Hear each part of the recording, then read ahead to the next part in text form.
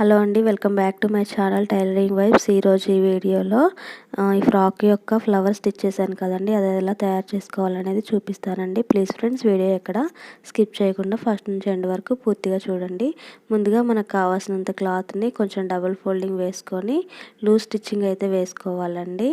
వీడియోలో నేను ఎలాగైతే లూజ్ స్టిచ్చింగ్ వేసుకుంటున్నానో అదే విధంగా వేసుకున్న తర్వాత కొంచెం థ్రెడ్ ఉండే విధంగా కట్ చేసుకొని థ్రెడ్లో ఒకటే థ్రెడ్ పట్టుకొని ఇలా లాగుతూ గ్యాదరింగ్ ప్లీట్స్ ఎలాగైతే చేసుకుంటామో అదే విధంగా మొత్తం క్లాత్ మొత్తం గ్యాదరింగ్ అనేది చేసుకోవాలండి. వీడియోలో నేను ఎలాగైతే చేస్తున్నానో అదే విధంగా క్లాత్ మొత్తం ఇదే విధంగా దగ్గరకు వచ్చేంత వరకు గ్యాదరింగ్ అయితే చేసుకోవాలండి.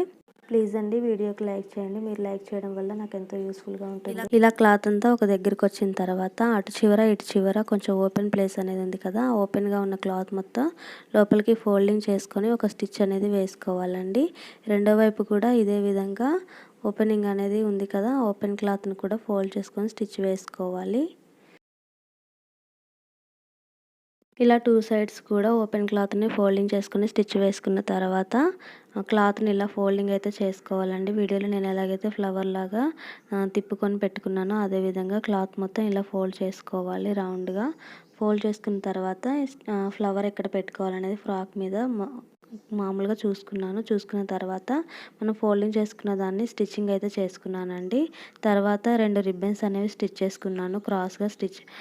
క్రాస్గా క్లాత్లు అనేది తీసుకొని అటు ఇటు జిగ్జాగ్ చేసుకున్నానండి. పీకో చేసుకున్న తర్వాత ఈ 2 రిబ్బన్స్కి ముందుగా మనం మేక్ చేసుకు పెట్టుకున్నాం కదా ఫ్లవర్కి, ఆ ఫ్లవర్కి క్రాస్గా స్టిచ్చింగ్ అయితే చేసుకుంటున్నానండి. అటువైపు ఇటువైపు ఉండే విధంగా కొంచెం క్రాస్గా. తర్వాత ఇప్పుడు ఈ ఫ్లవర్కి మనం లీవ్స్ ఎలా స్టిచ్ చేసుకోవాలో చూపిస్తానండి. ఆకుల్లాగా ఇప్పుడు వీడియోలో చూపించే విధంగా ఆకులు అనేవి యూ షేప్లో కట్ చేసుకొని పీకో చేసుకున్నానండి. ఆ యూ షేప్లో కట్ చేసుకొని పీకో చేసుకున్న తర్వాత కింద వైపు యూ అనేది ఉంటుంది కదా, ఓపెన్ సైడ్స్ పీకో చేయకుండా ఉన్న వైపు ఇలా రౌండ్గా స్టిచ్చింగ్ అయితే చేసుకున్న తర్వాత లీవ్స్ షేప్ అయితే వచ్చిందండి. ఆ షేప్ని ఇప్పుడు ఈ ఫ్లవర్కి అటువైపు ఒకటి ఇటువైపు ఒకటి స్టిచ్చింగ్ అయితే చేసుకుంటున్నాను.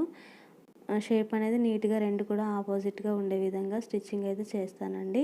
ముందుగా ఒకవైపు స్టిచ్చింగ్ చేశాను కదా, ఇప్పుడు రెండో వైపు కూడా అదే విధంగా ఫ్లవర్ని పెట్టుకొని స్టిచ్చింగ్ అయితే చేసుకుంటున్నాను. కావాలంటే గమ్ పెట్టైనా అతికించుకోవచ్చు అండి, కానీ నేను ఇలా స్టిచ్ చేస్తే ఎక్కువ రోజులు ఆగుతుంది కదా అని చెప్పేసి స్టిచ్చింగ్ అయితే చేశానండి. స్టిచ్ చేసిన తర్వాత ఇలాగైతే ఉంది ఫ్లవర్.